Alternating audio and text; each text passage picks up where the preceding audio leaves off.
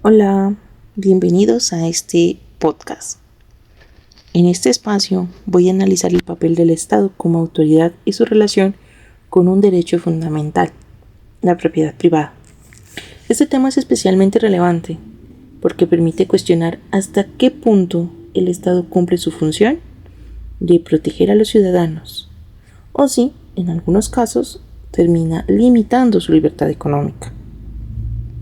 A lo largo de este podcast voy a presentar diferentes posturas como si fuera un pequeño debate, con el objetivo de analizar de manera crítica diferentes teorías del derecho y la economía política. Además, se abordarán temas como la creación de riqueza, el papel de los impuestos, la relación entre el Estado y los ciudadanos a través del llamado contrato social. Por cierto, acá entre nos, muchos no saben que existe. Este análisis se basa en ideas de autores como Rothbard, Minger y Luke, quienes han planteado diferentes enfoques sobre estos temas. El objetivo no es dar una única respuesta, sino reflexionar sobre cuál debería ser el verdadero límite del poder del Estado frente a la propiedad privada de los ciudadanos. Así que entonces vamos a comenzar.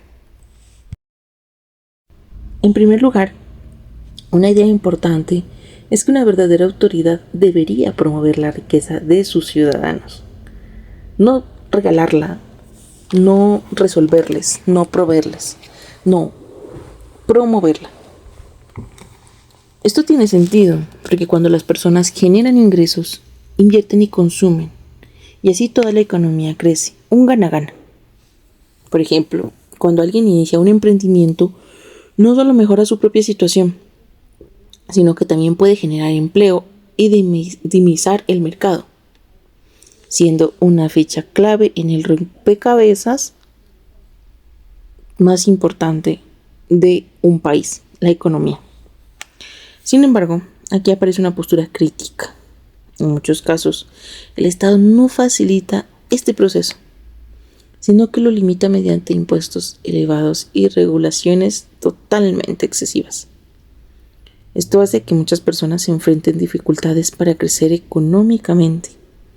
Por eso algunos autores sostienen que una autoridad eficiente no es la que más controla, sino la que permite que los individuos desarrollen su potencial. ¿Qué opinas?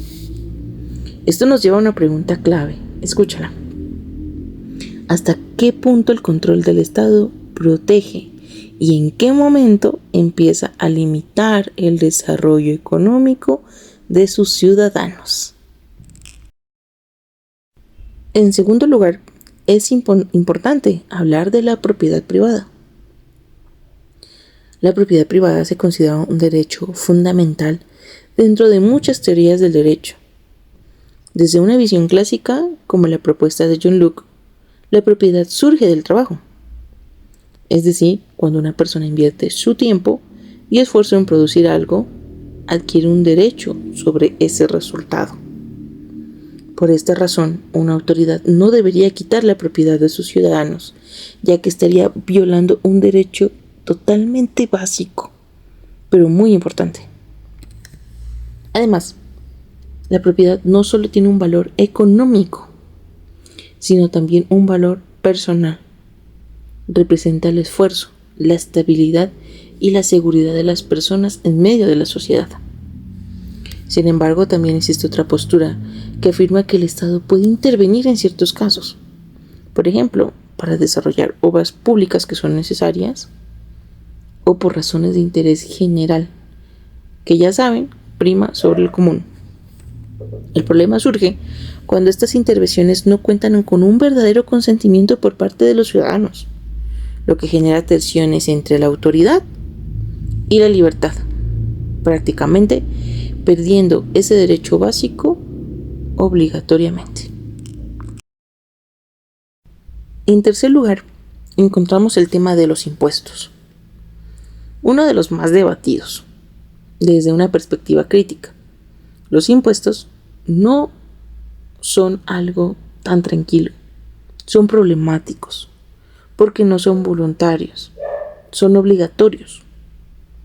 Esto genera un debate ético, ya que implica que el Estado toma parte de la riqueza de los ciudadanos sin un consentimiento netamente directo. Además, desde el punto de vista económico, los impuestos pueden reducir el incentivo a producir más. Por ejemplo, si tú estás vendiendo en tu tiendita 100,000, el Estado te puede cobrar un impuesto de esos 100,000. A gran escala de ejemplo, valga la redundancia, 30,000 pesos serían del Estado.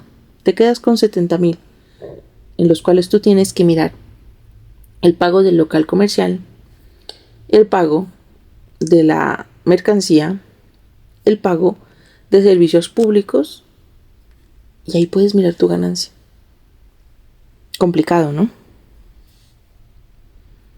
Por ejemplo, cuando las cargas impositivas son muy altas, algunas personas pueden decidir no invertir o mantenerse en la informalidad. Puede que la persona de la tiendita ya no le deba seguir pagando los 30,000 pesos de los 100,000 que gana. Entonces, prefiere cerrar, vender a puerta cerrada y ahí sí ser parte del gran porcentaje de muchos países del mal llamado rebusque. Esto puede generar efectos contrarios a los que busca el Estado, como un menor crecimiento, obviamente. Sin embargo, también es importante reconocer que los impuestos permiten financiar servicios públicos, el tema de salud, la educación y la infraestructura. Pero ¿qué pasa cuando en muchos casos los servicios públicos llegan a costar un ojo de la cara? La salud es pésima, hay una educación mediocre y la infraestructura es totalmente deprimente. Prácticamente nos estamos sintiendo robados. Por lo tanto, el problema no es la existencia, sino el nivel de manejo que tienen. Aquí surge entonces la tensión constante entre la necesidad del Estado de financiarse y el derecho de los ciudadanos a conservar el fruto de su trabajo, que prácticamente no lo quieren poner en manos de personas que despilfarran y que tan solo llegan al poder para darse una ganancia propia a sus familiares y amigos. Y vamos al cuarto lugar. Un punto muy importante y que muchos desconocen. Aquí vamos a analizar el llamado contrato de Estado con el ciudadano. Este concepto es discutido porque a diferencia de un contrato tradicional, así como el que has esperado durante mucho tiempo, de ese trabajo tan anhelado y llega a la última página para poner tu autógrafo que ya eres parte de esa bella empresa, no. Acá las personas no lo firman de manera voluntaria. En realidad, los individuos nacen dentro de un sistema donde ya existen normas establecidas. Algo así como que tú naces y automáticamente, por nacer, firmas un contrato con ese país. Además, este contrato puede considerarse desigual.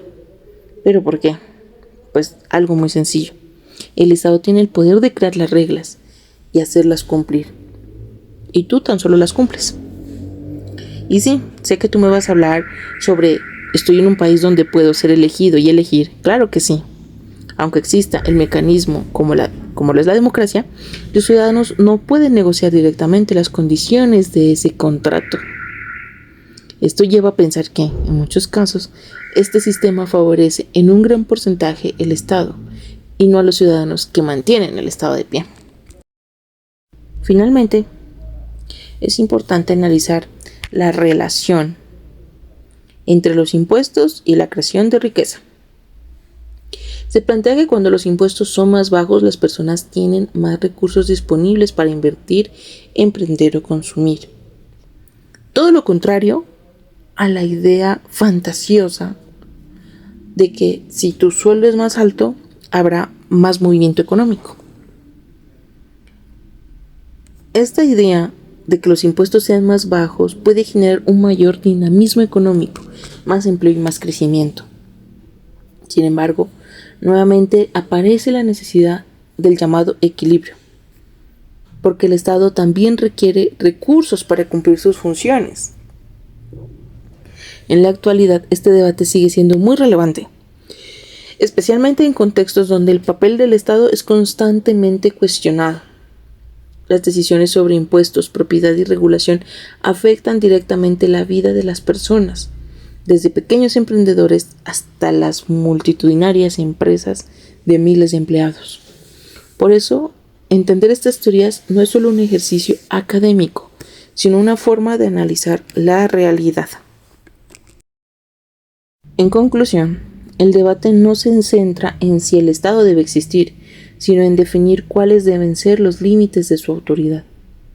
Especialmente se trata de determinar hasta qué punto puede intervenir sin afectar los derechos fundamentales, como lo son la propiedad privada y la libertad económica. Este equilibrio es uno de los principales desafíos de la organización de cualquier sociedad. Por eso ten en cuenta que no son malos los impuestos, sino hasta que sean mal invertidos. Muchas gracias por escuchar este podcast. Recuerda que te hablo Juliet Mosquera, de primer semestre de Derecho de la Iberoamericana.